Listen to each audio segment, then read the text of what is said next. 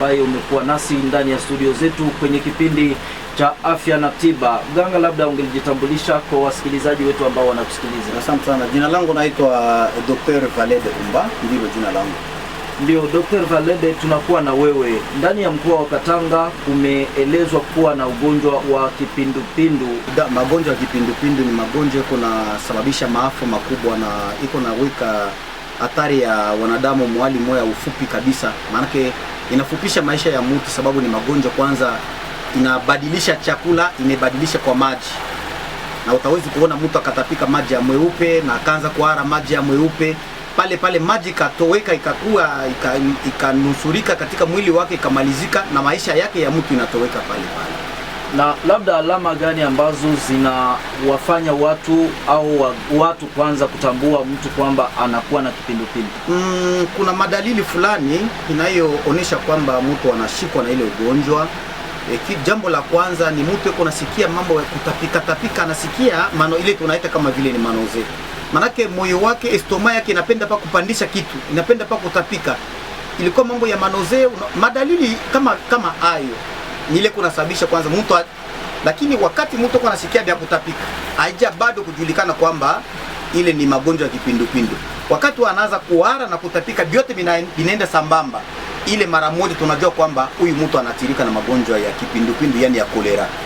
Watu mpaka sasa hawajajua mtu anapojulikana na kuwa na kipindupindu, je, ni wale watu kumchukua kumbeba hospitalini au hospitali ndizo zinashughulikia yule mtu ambaye amekamatwa na hayo magonjwa? Afya inayoshughulikia watu kufanya hivyo, lakini kwa mikoa ingine labda kwenda kumfikisha na kwenda kuita madaktari wanaoshughulika na jambo ile, inaweza kuya ni tayari imechelewa. Lakini kama jamaa inaona mtu anaanza kutapika na kuhara, banaweza kufanya kwa njia moja haraka sana, sababu mishipa ya mtu wakati mtu anahara sana, bwana mwandishi, mtu akahara sana na kutapika sana, mishipa ya kwezi kulenga ile shindano ili kupitishia maji inaweza kufunga yote. Na kitu jambo la kwanza, kuna mawizara ile inatiwa, inajulikana kwamba ni mafazi ile nyeko kama vile makarantene ya kwezi kuweka wale wagonjwa. Serikali ni ule mtu eko naangaikia wagonjwa kama vile mambo ya magonjwa ya kipindupindu. Jamaa inaweza kuangaikia mzuri, wakati banaona vile banaweza kumtuma ule mtu ile wizara wa afya naangakia wale bantu wenye kuathirika na magonjwa kama hayo. Kwa ikiletwa na nini haswa? Sababu tukiangalia watu wanasema kwamba kila wakati wa mvua lazima kuwe na kipindupindu. Labda kinaletwa na nini kwa kipindi? Inasemekana kwamba inaitwa kama vile ni magonjwa ya mikono chafu. Kitu jambo la kwanza, unajua afya ni kitu moja lazima sana. Hata Mungu wakati aliweza kuwatoa watoto wa Israeli hakusema kwamba mwazi kula tu kitu yoyote, hata kitu kichafu mkule. Mungu anasema kaenda chooni, kaenda kufanya haja yako kubwa, chukua jembe yako, na baada ya kuweza kufanya haja yako kubwa, funika wakati uliweza kufanya kile kilicho kutoka. Unaona ni Mungu mwenye uwezo. Lakini unaweza kuona mama uchafu mavi iko pale, bile vitu vya kulalala, hakuna kitu ya kuweza kuangalia usafi. Kama ya batoto biko pale, chungu wenyewe bainzi banekala pale, bitungula biko pale, ananunua hiki anaweka, anakula sombe, vitu viweze kulala, binaweza kuleta hatari moya ya nana sana.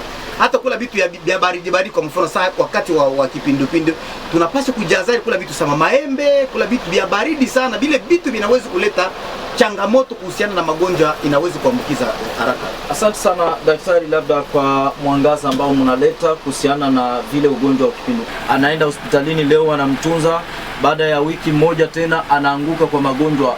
Ni namna gani kabisa ili kwamba mtu ajisikia ametunzwa na akapata tiba tosha? Ndiyo, jambo la kwanza tujue kama ni kirusi, ni virusi kama vile virusi vyote vinavyoishi ndani ya mtu kama vile ya HIV na kadhalika, lakini hii kirusi kama vile ya nini ya kipindupindu, yani ya kolera, yoko nafupisha maisha kuliko hata magonjwa ya nini ya sida, yani ya HIV ya ukimwi. Maana tunaweza kusema hivi, kwa upande wetu kama vile sisi madaktari tuko na mameziri na njia moja tofauti ya kuweza kuwatibu watu. Unaona wanganga kama vile wanganga wa kisasa bana place na kuweka mtu kumuperfize, maana kutia maji aliyotoa ipate kurudia mwilini. Lakini kwa mfano mtu mgonjwa anafika kusanta yetu, tuko na maproduit ya kuweza kuangamiza kile kidudu kwa njia moja, ile virusi kwa njia moja ya haraka sana, madakika tu na masaa kidogo sana. Mtu akaikunywa ile dawa, kuhara yake kunafanya nini? Kutapika kunaishia pale na kuhara kunaishia pale pale. Wanaifuata mzuri pale bwana mwandishi, maanake dawa yetu iko ina nguvu sana sana na zaidi. Alafu zaidi madawa yetu ya asili, yani inatokana kwa miti shamba, ile majani, makanda, mimea na kadhalika. Maanake ile dawa moja ya nguvu sana, iko nasaidia, inatibu watu, wanajikuta na afya nzuri sana bwana journalist. Hapo sasa ni kama tumefika sababu da. Je, kwa miti ya shamba ambayo huwa labda waganga pia wanatumia kama vile madaktari Valed, je, nayo pia inaweza kutibu kipindupindu? Na kuna mtu analumizwa na nyoka kama vile anaitwa fira, yani cobra. Mtu hawezi kutembea meta 5, yani 5 metre bila kuanguka. Maana ina sumu ya kuzidi na ya magonjwa kipindupindu. Lakini kuhusiana na mambo ya miti shamba ilianza kuweka ile naisha na sumu ya ule nyoka mwenye kwa hatari sana. Unafuata mzuri?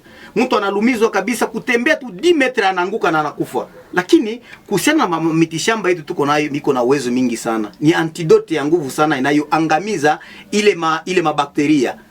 Unafuata mzuri, sababu inageuza ile chembe yenyewe ya kinga yetu ya mwili, nigeuza na badilisha inakuwa ya maji. Dawa yetu iko nguvu sana bwana mwandishi. Na ambaye alikuwa labda hajawahi sikia labda dawa za mitishamba zikitunza ugonjwa wa kipindupindu, unamwambia nini? Batoshe wabeleji na mainchi nyingine iliyotuweka ukoloni huku kwetu kabla ifike, mababu zetu walianza kujitunza na nini? Ilikuwa ni mitishamba. Mambo ya upasuaji, mambo ya nini, yote inafuata ni nyuma tu. Lakini mwa miaka ya 1200 na kuja kufika kwetu, manake mababu zetu balikuwa na nini? Balazi kuangaikia paka na mambo ya mitishamba. Batoshe mashaka.